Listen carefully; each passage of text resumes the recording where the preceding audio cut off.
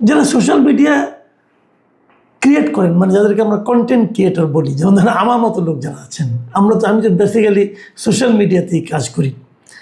আমাদের মতো যারা কন্টেন্ট ক্রিয়েটর আছেন, সারা দেশে কত কন্টেন্ট ক্রিয়েটর আছেন আপনি জানেন? একটা হিসেব নিয়ে দেখা গেছে, মোটামুটি একটা ধারণা করা গেছে, প্রায় মানে 13 থেকে 15 লাখ লোক এখন নানাভাবে কন্টেন্ট ক্রিয়েটর আছেন।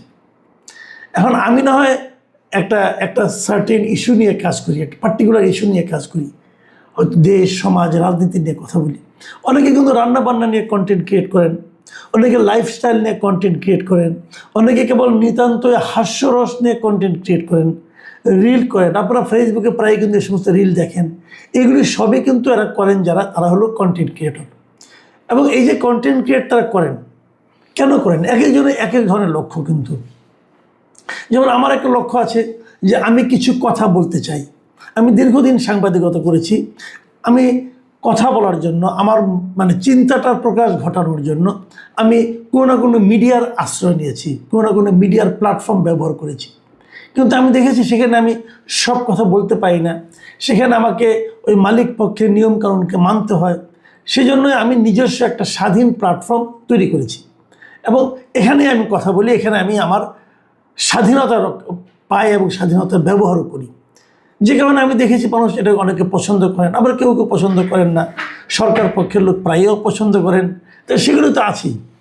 আবার অনেকে কিন্তু নিছক বিনোদনের জন্য কন্টেন্ট ক্রিয়েট করেন, অনেকে শিক্ষামূলক বিষয় নিয়ে কন্টেন্ট ক্রিয়েট করেন, অনেক রকম আছেন। এই কন্টেন্ট ক্রিয়েটর যারা আছেন তারা কিন্তু কিছু টাকাও পান এখান থেকে। সেই টাকাটা কোত্থেকে আসে? বিদেশ থেকে আসে। মানে আপনার গুগল অ্যাডসেন্স যেটাকে বলে, গুগলের মাধ্যমে আসে, ফেসবুকের কাছ থেকে আসে, মেটার কাছ থেকে আসে, মানে মূলত বেসিক্যালি আমেরিকার কাছ থেকে আসে এগুলো। এবং এগুলি কী হিসেবে বাংলাদেশে আসে? ডলার হিসাবে আসে। তো ডলার হিসেবে আমাদের এখানে কিন্তু আরও বৈদেশিক মুদ্রা আসে।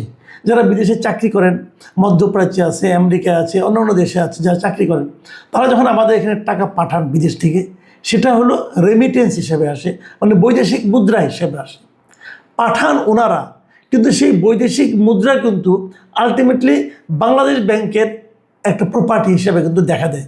ওই সরকার মাঝে মাঝে বলে না যে আমাদের এখন $40 বিলিয়ন বৈদেশিক মুদ্রা আছে, রিজার্ভ আছে। এটা কিন্তু ওই বিদেশিরা যা পাঠাচ্ছে সেই হিসাবটা নিয়ে তারা বলে।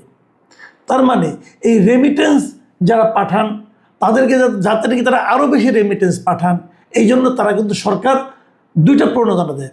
একটা প্রণোদনা হলো তাদের এই টাকায় কোনো ট্যাক্স দিতে হয় না, তাদের কোনো ইনকাম ট্যাক্স দিতে হয় না। কেবল তাই নয়, তারা যদি 100 টাকা পাঠান বাংলাদেশে, তাহলে বাংলাদেশ গভর্নমেন্ট তার সঙ্গে আরও অতিরিক্ত 2.5 টাকা 2 টাকা 2.5 টাকা তাদেরকে প্রণোদনা দেন যে আপনারা বেশি বেশি টাকা পাঠান। এটা কেন করেন? এটা করেন এই কারণে, যদি এভাবে তারা না পাঠাতেন ব্যাংকিং চ্যানেলের মাধ্যমে, তাহলে হয়তো তারা টাকাটা হুন্ডি করে পাঠাতেন, এবং হুন্ডি করে পাঠালে সেটা কিন্তু বাংলাদেশ ব্যাংকে আর জমা হতো না, এবং বাংলাদেশ গভর্নমেন্ট বলতে পারতেন না যে এই রেমিটেন্সটা আমার এখানে এসেছে। তাহলে সেক্ষেত্রে আমাদের বৈদেশিক মুদ্রার রিজার্ভ ধীরে ধীরে কমে যেত।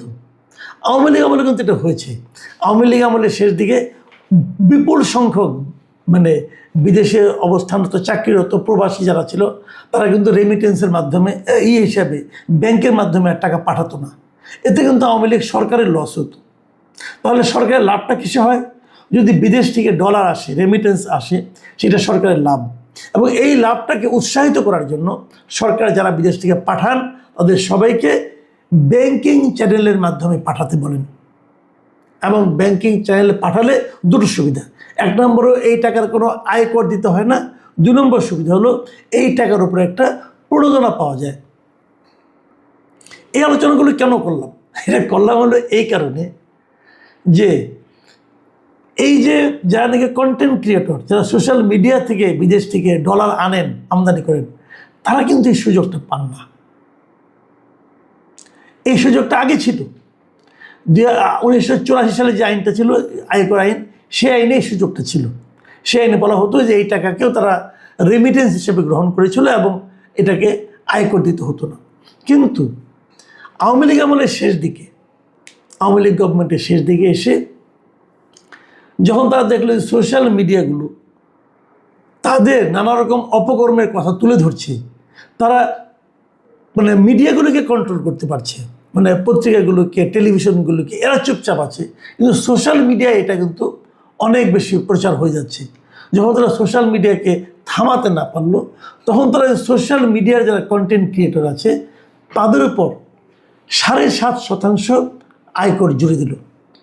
এটা 2023 সালে আইনটা হয়েছিল, আওয়ামী লীগ আমলে। এটা হলো আয়কর আইন 2023। এই আইনে বলা হয়েছে যে যারা নাকি কন্টেন্ট ক্রিয়েট করবেন তারা 7.5% করে আয়কর দেবেন। বাট এটা 2023 সালে হলেও সেভাবে কার্যকর হয়নি। অনেকে দিতেন, অনেকে দিতেন না, কেউ কেউ নিজেরা যে দিতেন, কেউ দিতেন না।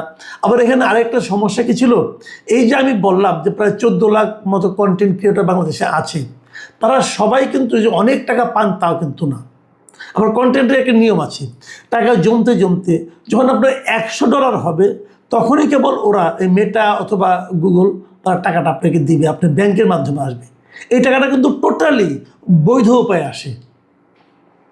তাহলে মানুষ কিন্তু দাবি করতে পারতো যে আমি তো বৈধ উপায়ে বৈদেশিক মুদ্রা অর্জন করতেছি, তাহলে আমাকে কেন আপনি ট্যাক্সের আওতায় ফেলাবেন?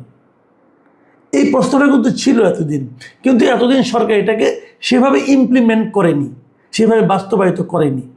যারা নাকি রিটার্ন জমা দিতেন, কেউ কেউ এটাকে তার ট্যাক্স হিসেবে দেখিয়ে 7.5% ট্যাক্স জমা দিতেন, আবার কেউ কেউ হয়তো দিতেন না। তারা ভাবতেন এটা তো আমি রেমিটেন্স হিসেবে এনেছি বিদেশ থেকে, এবং সেখানে লেখাও থাকতো রেমিটেন্স, কাজে আমি এটা দিব না, এবং দিত না, সরকারও কিছু বলতো না। এরকমভাবে কিন্তু চলেছিল। কিন্তু এ মাস থেকে হঠাৎ করে যত কন্টেন্ট ক্রিয়েটর আছেন এবং যারা টাকা পাচ্ছেন, আমি নিজেও তো আমাদের একজন, ব্যাংক থেকে একটা নোটিশ এসেছে।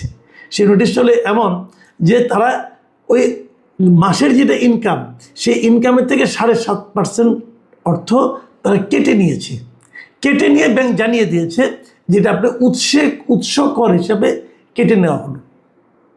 এই মাসে যত লোক আছেন যারা ফেসবুক এবং ইউটিউব থেকে টাকা পান, সবাই এই মেসেজটা পেয়েছেন ব্যাংক থেকে, যে সবার কাছ থেকে 7.5% উৎস কর কেটে নেওয়া হয়েছে। আমাকে অনেকে বলেছেন, আমাকে অনেকে যারা ইউটিউব করেন, যারা নাকি আপনার ফেসবুকে যারা নাকি রিল বানান, অনেকে আছেন আমাদের পর্যন্ত যারা রান্নার রিল বানান, যারা নাকি হাস্য কৌতুকের রিল বানান, তারা বলছিলেন যে ভাই এটা করে তো একদিন মোটামুটি সংসার চালাচ্ছিলাম, এখন তো সেখান থেকেও সরকার 7.5% কেটে নিল, সংসার কীভাবে চলবে? অনেকের ইনকাম ছিল এরকম 20,000 টাকা ইনকাম, অনেকেরই ছিল আপনার 10,000 টাকা ইনকাম। তো এরকম কিন্তু কেটে নিচ্ছিল, মানে যার 20,000 টাকা ইনকাম ছিল তার এখন 1500 টাকা নিয়ে নিচ্ছে গভর্নমেন্ট। মানে সে পেতই 20,000 টাকা, সেখান থেকে 1500 টাকা গভর্নমেন্ট কর হিসেবে তার কাছ থেকে কেটে নিয়েছে। যে 10,000 টাকা ইনকাম করতো, 10,000 টাকা তো হতো না, কারণ আপনার ওই $100 কম হলো তো আর ব্যাংক মানে ওরা পাঠাতো না। ধরেন আপনার 1250 টাকা, 12,500 টাকা ইনকাম হতো, ওইখান থেকে তারা এইভাবে কেটে নিচ্ছে এখন। তো এইটাতে হয়েছে কি, যারা নাকি এই ছোটো ছোটো গ্রামের অনেক মানুষ কিন্তু আছে যারা নাকি হাসি কৌতুক, আমি একটা ভিডিও মাঝে মাঝে দেখি, একটা চ্যানেল দেখি, উনি মাছ মারা নিয়ে ভিডিও করেন। ওই কেউ জাল ফেললো, ওইটাই ভিডিও দেখান, জালে কয়টা মাছ উঠলো দেখেন, লোক এটা আবার দেখে। কারণ মাছ মারার ভিডিও একটা সুবিধা আছে, যখন ওই জালটা ফেলে যে দেখা শুরু করে, সে কিন্তু ওয়েট করে দর্শক যে শেষ পর্যন্ত কত মাছ উঠে দেখার জন্য। খুব ইন্টারেস্টিং সাইকোলজি। এবং এই মাছ মারার ভিডিওগুলো কিন্তু ভালোই চলে, লোকে দেখে, গ্রামের সঙ্গে একটা সংযোগ হয়, এবং টাকাটা তো আর যে দেখে তাকে দিতে হচ্ছে না, টাকাটা দিচ্ছে হলো গুগল থেকে পাঠাচ্ছে অথবা ফেসবুক থেকে পাঠাচ্ছে। তো সেই টাকা দিয়ে কিন্তু ওদের সংসারটা চলে যেত।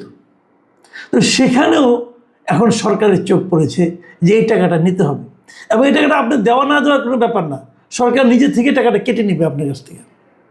7.5% কেটে নিচ্ছে এই মাস থেকে, এবং আগামী মাসগুলোতে চলতে থাকবে। এখন আমার প্রশ্ন হলো কি, যে যারা নাকি প্রবাসী থেকে আয় করে, বিদেশ থেকে টাকা পাঠায়, তাদেরকে আপনি অনেক সুযোগ সুবিধা দিচ্ছেন, তাদের আয়কর নিচ্ছেন না, প্রণোদনা দিচ্ছেন, এবং তারা যদি এটাতে কোনো বন্ড কিনে, কোনো বিনিয়োগ করে, বাংলাদেশে কিন্তু অনেক রকম বন্ড আছে, মার্কিন ডলার প্রিমিয়াম বন্ড, মার্কিন ডলার আপনার ইউরো প্রিমিয়াম বন্ড, এরকম বন্ড আছে। এগুলো যখন আপনি কিনবেন, সেখানেও তাদেরকে কিন্তু কোনো কর দিতে হয় না। আপনি যদি সঞ্চয়পত্র করেন, আপনি সঞ্চয়পত্র যখন আপনার মুনাফাটা আনবেন, তখন আপনার কাছ থেকে 10% কর তারা কেটে নেবে। কিন্তু ওই বন্ড যারা করবে তাদের তাও কেটে নেবে না।